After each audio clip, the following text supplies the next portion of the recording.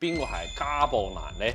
上百多間，其實就真係兇神惡煞嘅。眉頭大戰咧，代表咗感情混亂，眉尖壓窄冇離貴格，係啊，一步錯嘅時候鼻梁高，世界會比較閉塞啦。上唇口你就重情啦，下唇口就重肉啦。中咗一兩個特徵點算呢？ Hello， 大家好，我係風水。Hello， 大家好，我係子耀啊。今期咧，我哋傾一個有啲沉重少少嘅話題喎。一聽就真係好沉重。係啊，因為可能每一個女生咧睇完我哋今集咧，都有啲少少驚喎。係點解咧？就係之前咧，我有個朋友晚上3點鐘打電話俾我。OK。佢係爆汗啊！點解咧？我都話唉，點解你爆汗咧？佢話佢老公打佢，呢個就係真係家暴啊！以前咧，我覺得咧冇咁多咁變態嘅事情發生嘅，但係依家可能個互聯網嘅速度啊、傳播比較快啦，所有嘢都會顯現得快啲啦。人嘅壓力大啦，社會嘅問題多啦，咁就見到哇喺頻頻地發出。我覺得我哋呢個 channel 最重要咧，就係要令到人成為咗個人，而唔係人將佢嘅動物性暴露出嚟啊！人之初性本善係我一直秉持嘅一個理念嚟嘅。咁我當然有啲人話人之初性本惡，所以佢會做埋啲咁嘅嘢啦。但我亦都覺得係可以改變嘅，唔係話佢本性如此就冇辦法。我依然相信本性係善嘅。係啊，我都同意師兄嘅講法啦。雖然我知道之前佢嘅脾氣都唔好，但係咧修行之後大唔同。我哋就想同師兄討論下，從呢個面相方面。點樣可以分辨出邊個係家暴男呢？我哋講第一個地方，邊個地方最重要呢？我哋作為一個道家嘅修行或者係道教嘅人士啦，我希望用一種叫做人在做天在看嘅呢種理念啦，話俾大家知啦。我哋其實身體存在咗好多嘅神仙，佢時時刻刻喺度監督住我哋所有嘅行為。人如果冇咗敬畏之心，如果任意妄為嘅話，所有嘅神仙都會令到你呢條路唔好行。冇錯。咁啦，你話人最緊要係邊度咧？我覺得最緊要眼神係冇錯，眼神係每一次都係咁講噶啦。咁呢個叫做乜嘢官咧？即係咩神仙嘅官職咧？叫做監察官。監察官就是監督你。我哋係啦，家暴男啊，或者係一啲叫做暴力傾向嘅人啊，你會覺得佢個眼神流露得好犀利啦。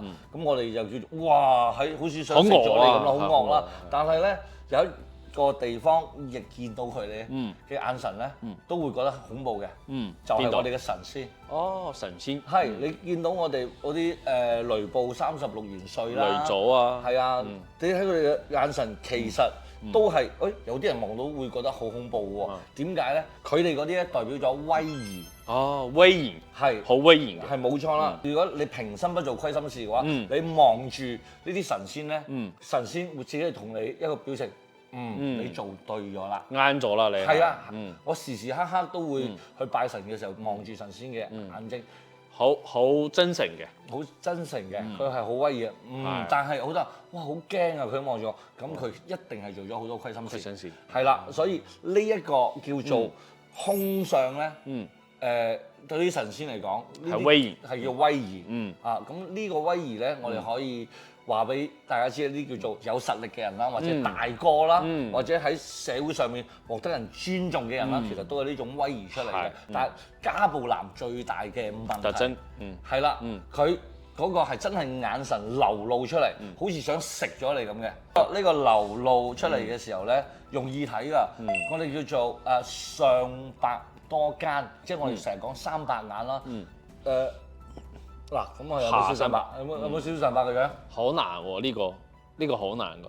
你嚟上百。我先咁樣啱，得你就係啦，你已經係家暴男啦，咁樣先好明顯係特登啫。你咁樣你會覺得好恐怖嘅人，呢個就眼神流露出嘅呢個叫戾氣。呢個戾氣太重咧，佢就難以去控制自己嘅情緒，個人就好急躁。咁啊，呢個就第一個啦。仲有一個嘅就係叫做4白眼，好似雞眼咁啦。呢種人話你睇到其實就真係兇神惡煞嘅。你見到好多鬼片啦，啲鬼咪就係4白眼咯。所以我哋見到上三白嘅，或者係四白眼嘅，眼你要注意下呢個人，就算而家見到好慈祥都好，你唔好去激嬲佢，因為呢啲人咧對於佢情緒嘅管理咧好差嘅，係好差嘅，同埋咧做事咧係好兇啊！你有冇發現有啲就算係老實人啊，你激嬲佢之後咧，哇！佢唔知道係你背後捅你幾刀啊！冇錯啦，呢個要特別注意啦。哇！師兄啊，我哋睇完眼啦，第二個地方我哋睇邊度咧？佢好，我哋成日講眉眼，眉眼係唔分家嘅。係啊，所以我哋就睇下眉毛啦。係眉嚟講嘅話咧，佢喺我哋身上面代表嘅神仙咧叫保壽官。保壽官，哇！呢個聽起嚟要保護自己喎。冇錯啦，佢代表咗我哋嘅人緣啦、人際關係啦，有冇人保護你啦？保護你。佢頭先講啦，眉頭帶劍或者眉頭帶箭咧，代表咗感情混亂。係咪往中間升㗎？即係呢度啊，你眉頭嗰陣時咧，好似一把扇咁樣打開，喺啲眉頭向住另外一個方向生嘅時候咧，代表咗你嘅感情非常之混亂，同人際關係唔好，容易同人產生糾紛衝突，所以咧就注意下人際關係非常之容易有少少事情啦。還好啦。OK， 咁啊注意下啦嚇。第二種眉毛啊，眉毛咧我哋話。有啲人咧，自然捲㗎，你有冇見過啊？見過啊！我哋個導演啦。係啊，捲嘅。呢個自然攣咧，因為眉眼之中咧，佢屬於我哋嘅五行裏邊嘅肝膽啦。攣嘅話咧，就代表肝火盛，肝火盛嘅人容易衝動啦，暴躁，冇辦法管理好自己嘅情緒啦，人容易暴躁啦。咁啊遇到少少事嘅時候就控制唔到自己啦，脾氣一上嚟一急就會開始鬧人啦，打人啦。係冇錯啦，再加埋個四白眼或者三白眼，打人都似啦。所以呢個眉眼之中咧都好重要嘅。好啦，OK，我如果將嗰個眉毛咧剪咗佢，會唔會好啲咧？喺我嘅相學裏邊係有作用嘅，係有作用。佢唔係改命，而係話咧，我知道我有任何事情係唔好嘅時候，我能夠有改過之心，相由心生，係咪先？但係心亦都係由相嚟改。哦，就係你有嗰個念頭，有嗰個改變嘅念頭，就可以慢慢改啦。冇錯，你嘅相一改變咗，你嘅心跟住嘅，因為呢個打個等號嘅。哦，明白。OK，所以呢個都好重要嘅。雖然天生嘅嘢咧，好多嘢改唔到啦，但係我哋可以後天同師兄大家一齊修行，冇錯，可以改變啦。8個字大家記得嚇。好，相由心生，但係心亦都由相嚟改。哦，心由相嚟改。好，我哋睇完眉毛啦、眉眼啦，第三個咧，我哋聽講好似有啲人嘅額頭比較窄啲啊！我哋講呢個地方，大家都明啦，好靚嘅兩個字叫天庭。天庭，眉尖額窄，冇離貴格。呢句説話真嘅，想同大家講下。通常呢度亦都顯示一個人嘅格局。貴氣。格局係啦，你有冇發現咧？格局大嘅人咧，叫天庭夠飽滿嘅時候咧，海納百川，乜嘢都裝得入去，所以我哋話呢個叫做格局大。怪唔得我見到成哥嘅額頭好好喎。冇錯，好似嗰個壽星公喎。所以佢咪裝埋我落去咯。係啊，佢啲屋咪大家一齊去咯。係啊，呢個天庭飽滿嘅貴人比較多啦，少年運比較好啦，同埋咧記憶力又好啦。咁我哋覺得咧就係有咗好多嘅先天嘅加持嘅嚇，咁啊另外眉尖額窄嘅人咧，佢嗰個承載能力啊，天庭唔夠飽滿啊，佢就會窄一啲。額頭窄嘅人咧，貴人少，咪要靠自己，有好多嘅怨氣咯。跟住又記憶力唔係咁好嘅時候，咪自己成日嬲我自己咯，自己都唔中意自己咯，係咪先？所以佢乜嘢人都睇唔起，或者睇唔到，又或者係睇唔過眼啊。咁當佢任何嘢都睇唔過眼，人哋講兩句嘅時候，佢就嬲，咁佢咪容易暴躁咯。係啊，一暴躁嘅時候，佢自己好多問題矛盾咗，諗唔清楚。咁我哋又問你一個問題啊，我哋有邊一位老師個額頭比較窄嘅咧？叮！係啦，冇錯冇錯。有啲人點解成日都會提到佢嘅？我唔知道啊。係啊，即係你都需要忘記佢啦，忘記佢。我唔可以忘記佢，因為我好難揾到反面教材。好啦，我問嘅，所以我哋大家要留意下啦。冇錯啦。好，額頭講完咧，到鼻啦，鼻歪嘅人係咪就係身體唔好咧？唔可以完全咁樣講，因為好多人其實鼻都有少少歪㗎，因為後天咧有好多碰撞啊。係啊，鼻咧喺我哋成個即係叫做天庭系統上邊啦，五官裏邊咧，佢叫做乜嘢咧？叫做審判官啊！審判官，乜嘢人會家暴？你其實有冇發現咧？好多哇，佢家暴嘅係靚仔嚟。之前可能嗰個誇獎啊、讚歎很多嘛，但係咧佢受咗嗰個挫折之後咧，有啲諗唔開啊。我覺得埋衣面上講得好好嘅。鼻梁高，自尊心強；鼻梁低，自尊心冇咁強。因為鼻梁高咧，佢自尊心強，成日以自我為中心。就算呢個人係太自我啦，所以但係你講一句嘢，佢會記得一世。除咗鼻之外，仲有咩地方重要咧？咁啊，啱先講咗啦，眉眼、額頭、鼻，咁啊接落嚟又要講嘴啦，因為嘴屬於我哋講嘢㗎嘛。係啊，出納官啊。出納官。聽過麥玲玲首歌就知㗎啦。上唇口你就重情啦，下唇口就重肉啦。通常下唇特別厚嘅人咧，重肉，肉嚟係會分心㗎嘛，係嘛？呢樣嘢一分咗個心之後咧，自己會對所有嘅判斷會出錯。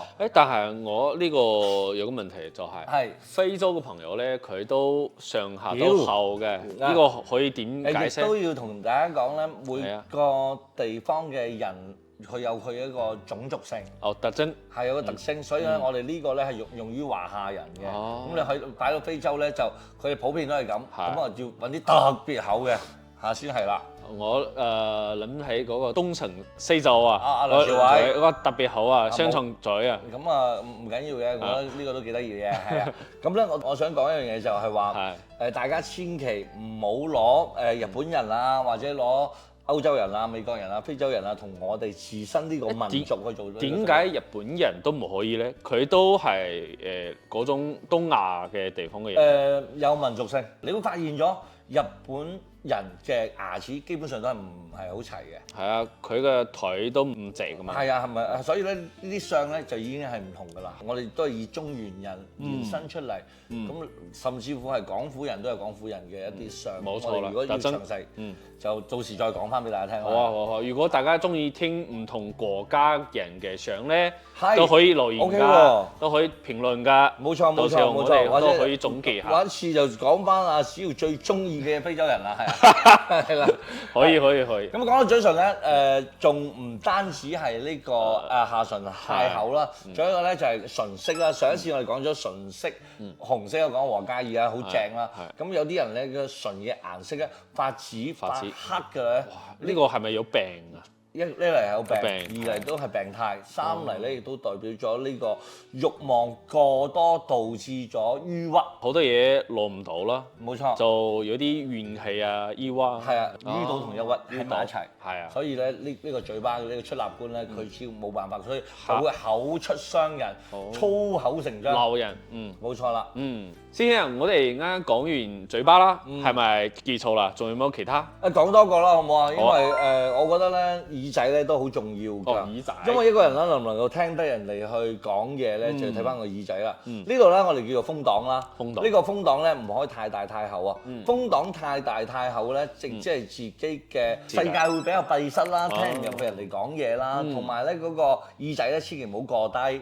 過低咧亦都代表咗格局低啊。格局一低嘅人咧就好多嘢睇唔開，情緒冇辦法去控制管理，好容易發嬲，好容易去亂咁講嘢嘅。所以咧，我哋睇完鼻啊、嘴啊、耳仔啊、眉眼啊，加埋個天庭咧，基本上可以判斷呢個人係咪一個衝動嘅人，又或者呢個人嘅情緒究竟好唔好啦。喂，師兄，你講咗咁多特徵啊，包括眉頭啦、眼睛啦、額頭啦，還有鼻、嘴、耳。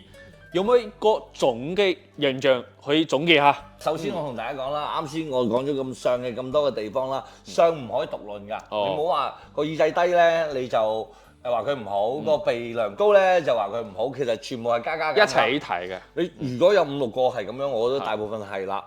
咁咧，如果你話一眼睇得出咧，我覺得係3樣嘢。第一個，我哋嘅氣息啦，唔好灰灰沉沉。我哋嘅精神咧，唔好萎靡不振。第3個咧就我哋嘅眼睛咧，唔好渾作好山。咁就 OK 噶啦。係啊，所以師兄啊，我哋最後請教一個實際嘅問題啦，好唔好？就係如果我哋身邊有啲男性嘅朋友或者有觀眾自己啊，發現自己中咗1、2個特徵，點算咧？整容可唔可以改到咧？好多人咧將我哋呢個面相學咧，攞咗出去，係攞嚟去評論其他人，事實上唔啱嘅，唔啱㗎。因為其實我上一次喺我個論上嗰度同大家講咗，所有你見到嘅嘢其實都係你內心嘅一個投射嚟嘅啫。你係乜嘢人，你會見到乜嘢。我嘅所有嘅上學想俾到大家嘅呢個能量，其實就係希望大家知道自己有啲乜嘢問題。因為我哋道家講嘅係趨吉避凶之學。你知道有唔好嘅，大家攞嚟成為你自保。保護自己就冇錯，係保護自己嘅，而唔係攞去辯論其他人嘅。人最重要係審視翻自己，認識翻自己。相係由我心生出嚟嘅，但係我心嘅問題亦都係通過我相去改變佢。冇錯，之前師兄都講過啦，你用手指指住人哋嘅時候咧，其實咧有4個指翻自己㗎嘛。如果大家中意我哋面向4嘅，可以加我哋 WhatsApp 同我哋師兄嘅助理交流啦，同埋都希望大家一鍵3連啦，係嘛？就係點 like 同埋 share 同埋篤一篤我哋嘅 long 啦。冇錯啦，好，我哋今集嘅時間都差唔多啦，下次再見啦，福生無量天尊。